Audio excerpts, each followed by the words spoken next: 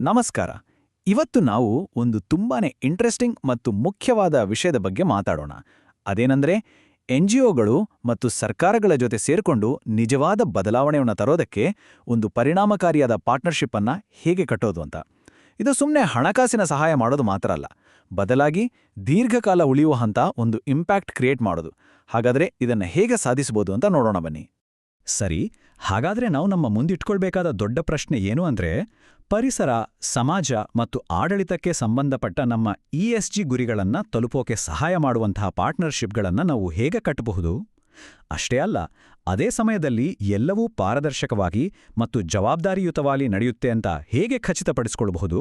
ಬನ್ನಿ, ಈ ಸವಾಲಿಗೆ ಉತ್ತರ ಹುಡುಕೋಣ. ನೋಡಿ, ಯಾವುದೇ ಒಂದು ದೊಡ್ಡ ಬಿಲ್ಡಿಂಗ್ ಕಟ್ಟೋಕೆ ಮೊದಲ ಅದರ ಫೌಂಡೇಶನ್ ತುಂಬಾನೇ ಸ್ಟ್ರಾಂಗ್ ಆಗಿರಬೇಕು ಅಲ್ವಾ? ಪಾರ್ಟ್ನರ್ಶಿಪ್ಗಳ ಕಥೆನೂ ಹಾಗೇನೆ. ನಮ್ಮ ಈ ಬ್ಲೂ ಪ್ರಿಂಟ್ನ ಮೊದಲನೇ ಹಂತದಲ್ಲಿ ನಾವು ಏಕೆ ಮತ್ತು ಯಾರು ಅನ್ನೋ 2 ಪ್ರಶ್ನೆಗಳ ಮೇಲೆ ಗಮನ ಹರಿಸೋಣ. ಅಂದ್ರೆ, ನಾವು ಈ ಪಾರ್ಟ್ನರ್ಶಿಪ್ ಯಾಕೆ ಮಾಡ್ತಾ ಇದ್ದೀವಿ ಮತ್ತು ಇದಕ್ಕಾಗಿ ನಮ್ಮ ಸರಿಯಾದ ಪಾಲುದಾರರು ಯಾರು? ಮೊದಲನೇದಾಗಿ 2 ವಿಷಯಗಳು ಪಕ್ಕಾ ಕ್ಲಿಯರ್ ಆಗಿರಬೇಕು. ಒಂದು ನಮ್ಮ ಉದ್ದೇಶ, ಇನ್ನೊಂದು ನಮ್ಮ ಪಾರ್ಟ್ನರ್ಶಿಪ್ನ ಪ್ರಕಾರ. ಉದ್ದೇಶ ಅನ್ನೋದು ನಾವು ಯಾಕೆ ಇದನ್ನ ಮಾಡ್ತಾ ಇದ್ದೀವಿ ಅನ್ನೋದಕ್ಕೆ ಉತ್ತರ ಕೊಡುತ್ತೆ. ನಮ್ಮ ಗುರಿ ಸಮಾಜದ ಮೇಲೆ ಒಳ್ಳೆ ಪರಿಣಾಮ ಬೀರೋದಾ ಅಥವಾ ನಮ್ಮ ಸುಸ್ಥಿರತೆಯ ಗುರಿಗಳನ್ನು ತಲುಪೋದಾ? ಆಮೇಲೆ ಬರೋದು ಪ್ರಕಾರ.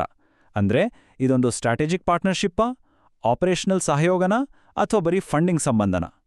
ಈ 2 ವಿಷಯಗಳನ್ನ ಮೊದಲೇ ನಿರ್ಧರಿಸೋದು ನಮ್ಮ ಯಶಸ್ಸಿಗೆ ಹಾಕೋ ಮೊದಲ ಹೆಜ್ಜೆ. ನಮ್ಮ ಉದ್ದೇಶ ಏನು ಅಂತ ಕ್ಲಿಯರ್ ಆದ್ಮೇಲೆ ಮುಂದಿನ ಸ್ಟೆಪ್ ಅಂದ್ರೆ ಸರಿಯಾದ ಪಾರ್ಟ್ನರ್ಸ್ನ ಹುಡುಕೋದು. ನಾವು NGOಗಳ ಜೊತೆ ಕೆಲಸ ಮಾಡಬೇಕಾ, ಸರ್ಕಾರಿ ಇಲಾಖೆಗಳ ಜೊತೆನಾ ಅಥವಾ ಅಂತಾರಾಷ್ಟ್ರೀಯ ಸಂಸ್ಥೆಗಳ ಜೊತೆನಾ? ಅವರು ಯಾವ ಕ್ಷೇತ್ರದಲ್ಲಿ ಪರಿಣತಿ ಹೊಂದಿದ್ದಾರೆ ಮತ್ತು ಯಾವ ಪ್ರದೇಶದಲ್ಲಿ ಕೆಲಸ ಮಾಡ್ತಾರೆ? ಈ ಎಲ್ಲ ಪ್ರಶ್ನೆಗಳಿಗೆ ಉತ್ತರ ಸಿಕ್ಕರೆ ಸರಿಯಾದ ಪಾರ್ಟ್ನರ್ ಆಯ್ಕೆ ಮಾಡೋದು ಸುಲಭ ಆಗುತ್ತೆ. ಸರಿಯಾದ ಪಾರ್ಟ್ನರ್ ಸಿಕ್ಕಿದ್ರೆ ಅರ್ಧ ಕೆಲಸ ಆದ ಹಾಗೆ ಅಂತ ಅಂತಾರಲ್ಲ, ಹಾಗೆ. ಫೌಂಡೇಶನ್ ಹಾಕಿದಾಯಿತು. ಈಗ ಅದರ ಮೇಲೆ ಬಿಲ್ಡಿಂಗ್ ಪ್ಲಾನ್ ಅಂದ್ರೆ ಬ್ಲೂ ಪ್ರಿಂಟ್ ರೆಡಿ ಮಾಡೋ ಟೈಮು. ಈ ಹಂತದಲ್ಲಿ ನಮ್ಮ ಪ್ರಾಜೆಕ್ಟ್ನ ನಿರ್ದಿಷ್ಟ ಗುರಿಗಳು ಮತ್ತು ಅದರ ವ್ಯಾಪ್ತಿ ಏನು ಅಂತ ಡಿಸೈನ್ ಮಾಡ್ತೀವಿ. ಅಂದ್ರೆ, ನಾವು ಎಕ್ಸಾಕ್ಟಾಗಿ ಏನು ಸಾಧಿಸಬೇಕು ಅಂತ ಡಿಸೈಡ್ ಮಾಡೋದು.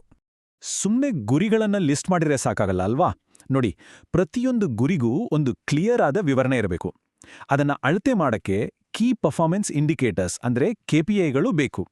ಇದರಿಂದ ನಮಗೆ ಏನ್ ಫಲಿತಾಂಶ ಸಿಗುತ್ತೆ ಅಂತ ನಿರೀಕ್ಷೆ ಮಾಡಬಹುದು ಮತ್ತು ಅದಕ್ಕೊಂದು ಟೈಮ್ ಲೈನ್ ಕೂಡ ಇರಬೇಕು.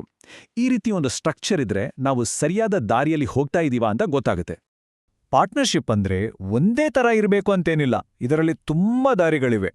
ನಾವು ಪರಿಸರಕ್ಕೆ ಸಂಬಂಧಪಟ್ಟ ಪ್ರಾಜೆಕ್ಟ್ ಮಾಡ್ಬೋದಾ? ಅಂದ್ರೆ ನವೀಕರಿಸಬಹುದಾದ ಇಂಧನ ಅಥವಾ ತ್ಯಾಜ್ಯ ಕಡಿತದಂಥ ವಿಷಯಗಳ ಮೇಲೆ ಕೆಲಸ ಮಾಡಬಹುದು. ಅಥವಾ ಶಿಕ್ಷಣ, ಆರೋಗ್ಯದಂತರ ಸಾಮಾಜಿಕ ಅಭಿವೃದ್ಧಿ ಕಡೆ ಗಮನ ಕೊಡಬಹುದು. ಇಲ್ಲ ಅಂದ್ರೆ ನೀತಿ ಬದಲಾವಣೆಗಾಗಿ ಅಥವಾ ನಮ್ಮ ಪಾರ್ಟ್ನರ್ಸ್ನ ಸಾಮರ್ಥ್ಯ ಹೆಚ್ಚಿಸೋಕ್ಕೂ ಕೂಡ ಸಹಯೋಗ ಮಾಡಬಹುದು. ನಮ್ಮ ಬ್ಲೂ ಪ್ರಿಂಟ್ನಲ್ಲಿ ನಾವು ಯಾವ ಕ್ಷೇತ್ರಕ್ಕೆ ಆದ್ಯತೆ ಕೊಡ್ತೀವಿ ಅನ್ನೋದು ಇಲ್ಲಿ ನಿರ್ಧಾರ ಆಗುತ್ತೆ. ಸರಿ, ನಾವು ಯಾಕೆ, ಯಾರು ಮತ್ತು ಏನು ಅಂತ ನೋಡ್ಕೊಂಡ್ವಿ. ಈಗ ಬರೋಣ ಅಸಲಿ ವಿಷಯಕ್ಕೆ. ಹೇಗೆ ಅಂದ್ರೆ, ಈ ಪಾರ್ಟ್ನರ್ಶಿಪ್ ದಿನನಿತ್ಯ ಹೇಗೆ ಕೆಲಸ ಮಾಡುತ್ತೆ? ಅದರ ರೂಲ್ಸ್ ಅಂಡ್ ರೆಗ್ಯುಲೇಷನ್ಸ್ ಏನು? ಇದು ತುಂಬಾನೇ ಪ್ರಾಕ್ಟಿಕಲ್ ಆದ ಭಾಗ. ಮುಂದೆ ಹೋಗೋ ಮುಂಚೆ ಒಂದು ಮುಖ್ಯವಾದ ಪದದ ಬಗ್ಗೆ ತಿಳ್ಕೊಳ್ಳೋಣ. MOU ಅಂದ್ರೆ ಮೆಮೊರ್ಯಾಂಡಮ್ ಆಫ್ ಅಂಡರ್ಸ್ಟ್ಯಾಂಡಿಂಗ್. ಇದು ಲೀಗಲ್ ಆಗಿ ಬೈಂಡಿಂಗ್ ಇರಲೇಬೇಕು ಅಂತೇನಿಲ್ಲ, ಆದ್ರೆ ಇದು ನಮ್ಮ ಪಾರ್ಟ್ನರ್ಶಿಪ್ನ ರೂಲ್ ಬುಕ್ ಇದ್ದಾಗೆ. ನಮ್ಮ ಉದ್ದೇಶಗಳು, ನಿಯಮಗಳು ಮತ್ತು ನಿರೀಕ್ಷೆಗಳನ್ನ ಕ್ಲಿಯರ್ ಆಗಿ ಬರ್ದಿಡೋ ಒಂದು ಡಾಕ್ಯುಮೆಂಟ್. ಹಾಗಾದ್ರೆ ಆ MOU ಒಳಗೆ ಏನೇನಿರಬೇಕು? ನೋಡಿ, ಇದು ನಮ್ಮ ಪಾರ್ಟ್ನರ್ಶಿಪ್ನ ಫ್ರೇಮ್ವರ್ಕ್. ಮೊದಲನೇದಾಗಿ ನಮ್ಮ ಕೆಲಸದ ವ್ಯಾಪ್ತಿ ಏನು? ಎರಡನೇದಾಗಿ ಈ ಅಗ್ರಿಮೆಂಟ್ ಎಷ್ಟು ಕಾಲ ಇರುತ್ತೆ? ಮೂರನೇದು ಯಾರ ಪಾತ್ರ ಏನು? ಯಾರು ಯಾವ ಜವಾಬ್ದಾರಿ ತಗೋತಾರೆ? ಆಮೇಲೆ ಸಂಪನ್ಮೂಲಗಳ ಹಂಚಿಕೆ ಮತ್ತು ಕಮ್ಯುನಿಕೇಷನ್ ಹೇಗಿರಬೇಕು ಅನ್ನೋದು. ಈ ಎಲ್ಲ ಪಾಯಿಂಟ್ಗಳು ಕ್ಲಿಯರ್ ಆಗಿದ್ರೆ ಇಡೀ ಪ್ರಾಜೆಕ್ಟ್ ಸರಾಗವಾಗಿ ನಡೆಯುತ್ತೆ. ಹಣಕಾಸಿನ ವಿಚಾರದಲ್ಲಿ ಪಾರದರ್ಶಕತೆ ಅನ್ನೋದು ತುಂಬಾನೇ ಮುಖ್ಯ. ದುಡ್ಡು ಎಲ್ಲಿಂದ ಬರ್ತಿದೆ, ಅದನ್ನ ಹೇಗೆ ಖರ್ಚು ಮಾಡಲಾಗುತ್ತೆ ಮತ್ತು ಅದಕ್ಕೆ ಯಾರು ಜವಾಬ್ದಾರರು? ಈ ಎಲ್ಲಾ ಪ್ರಶ್ನೆಗಳಿಗೂ ಕ್ಲಿಯರ್ ಆದ ಉತ್ತರ ಇರಬೇಕು.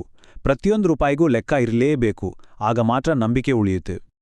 ಯಾವುದೇ ಕಟ್ಟಡ ಕಟ್ಟಬೇಕಾದ್ರೆ ನಾವು ಬಿಲ್ಡಿಂಗ್ ಕೋಡ್ಸ್ ಫಾಲೋ ಮಾಡ್ತೀವಲ್ಲ, ಹಾಗೇನೆ ನಮ್ಮ ಪಾರ್ಟ್ನರ್ಶಿಪ್ ಕೂಡ ಕೆಲವು ನಿಯಮಗಳನ್ನ ಪಾಲಿಸಬೇಕು. ನಮ್ಮ ಕಂಪನಿಯ ESG ಪಾಲಿಸಿ ಜೊತೆ ಇದು ಮ್ಯಾಚ್ ಆಗುತ್ತಾ? ಲೀಗಲ್ ಆಗಿ ಎಲ್ಲ ಸರಿ ಇದೆಯಾ? ಎಲ್ಲದರ ಮೇಲ್ವಿಚಾರಣೆಗೆ ಒಂದು ಕಮಿಟಿ ಇದೆಯಾ? ಈ ಚೆಕ್ಸ್ ಎಲ್ಲವೂ ನಮ್ಮ ಪಾರ್ಟ್ನರ್ಶಿಪ್ ಸರಿಯಾದ ದಾರಿಯಲ್ಲಿ ನೈತಿಕವಾಗಿ ನಡೀತಿದೆ ಅಂತ ಖಚಿತಪಡಿಸುತ್ತೆ. ಓಕೆ, ಫೌಂಡೇಶನ್ ಹಾಕಿದ್ವಿ, ಬ್ಲೂ ಪ್ರಿಂಟ್ ರೆಡಿ ಮಾಡಿದ್ವಿ, ಕಟ್ಟಡದ ನಿಯಮಗಳನ್ನು ಫಿಕ್ಸ್ ಮಾಡಿದ್ವಿ. ಈಗ ಕೊನೆಯ ಮತ್ತು ಅತಿ ಮುಖ್ಯವಾದ ಹಂತ ಇನ್ಸ್ಪೆಕ್ಷನ್. ಅಂದ್ರೆ ನಾವು ಅಂದ್ಕೊಂಡಿದ್ದು ಎಷ್ಟರ ಮಟ್ಟಿಗೆ ಯಶಸ್ವಿಯಾಗಿದೆ ಅಂತ ಅಳಿಯೋದು. ನಮ್ಮ ಬ್ಲೂ ಪ್ರಿಂಟ್ ನಿಜವಾಗ್ಲೂ ಕಾರ್ಯರೂಪಕ್ಕೆ ಬಂದಿದ್ಯಾ ಇಲ್ವಾ ಅಂತ ನೋಡೋ ಸಮಯ. ಯಶಸ್ಸು ಅನ್ನೋದು ಸುಮ್ಮನೆ ಹೇಳೋದಲ್ಲ, ಅದನ್ನ ಡೇಟಾ ಇಟ್ಕೊಂಡು ತೋರಿಸ್ಬೇಕು. ನೋಡಿ, ಯಾವುದೇ ಪ್ರಾಜೆಕ್ಟ್ ಶುರು ಮಾಡೋ ಮುಂಚೆ ನಮ್ಮ ಪರಿಸ್ಥಿತಿ ಹೇಗಿತ್ತು ಅಂದ್ರೆ ಬೇಸ್ ಲೈನ್ ಏನು ಹತ್ತು ಮತ್ತು ನಮ್ಮ ಗುರಿ ಏನತ್ತು, ಪರಿಸರ, ಸಮಾಜ ಮತ್ತು ನೀತಿ ಕ್ಷೇತ್ರಗಳಲ್ಲಿ ಈ ಎರಡನ್ನೂ ಹೋಲಿಸಿ ನೋಡಿದಾಗ ಮಾತ್ರ ನಮ್ಮ ನಿಜವಾದ ಇಂಪ್ಯಾಕ್ಟ್ ಏನು ಅಂತ ಗೊತ್ತಾಗೋದು. ಕೊನೆಯದಾಗಿ ಒಂದು ಒಳ್ಳೆ ಬ್ಲೂ ಪ್ರಿಂಟ್ ಅಂದ್ರೆ ಮುಂದಕ್ಕೆ ಬರಬಹುದಾದ ಸಮಸ್ಯೆಗಳ ಬಗ್ಗೆನೂ ಯೋಚಿಸಿರೋದು. ಏನಾದರೂ ಆಡಳಿತದಲ್ಲಿ ಸಮಸ್ಯೆ ಆದ್ರೆ, ಫಂಡಿಂಗ್ ಲೇಟ್ ಆದ್ರೆ, ಅಥವಾ ಕೆಲಸ ಮಾಡಬೇಕಾದ್ರೆ ಏನಾದರೂ ಚಾಲೆಂಜ್ ಬಂದ್ರೆ ಅದನ್ನು ಹೇಗೆ ನಿಭಾಯಿಸ್ತೀವಿ? ಪ್ರತಿಯೊಂದು ರಿಸ್ಕ್ಗೂ ನಮ್ಮ ಹತ್ರ ಒಂದು ಪ್ಲಾನ್ ಇರಬೇಕು.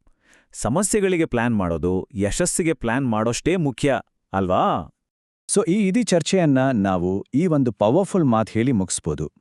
ಹೊಣೆಗಾರಿಕೆ ಮತ್ತು ಪಾರದರ್ಶಕತೆ ಅನ್ನೋದು ನಮ್ಮ ಕೆಲ್ಸಕ್ಕೆ ಅಡ್ಡಿಪಡಿಸೋ ಒಂದು ತಡೆಯಲ್ಲ, ಬದಲಾಗಿ ಅದು ನಿಜವಾದ, ಅರ್ಥಪೂರ್ಣ ಮತ್ತು ಶಾಶ್ವತವಾದ ಬದಲಾವಣೆಯನ್ನ ತರುವ ನೀಲನಕ್ಷೆ. ಇದನ್ನ ಅರ್ಥ ಮಾಡ್ಕೊಂಡ್ರೆ ಯಾವುದೇ ಪಾರ್ಟ್ನರ್ಶಿಪ್ ಯಶಸ್ವಿಯಾಗೋದ್ರಲ್ಲಿ ಸಂಶಯವೇ ಇಲ್ಲ.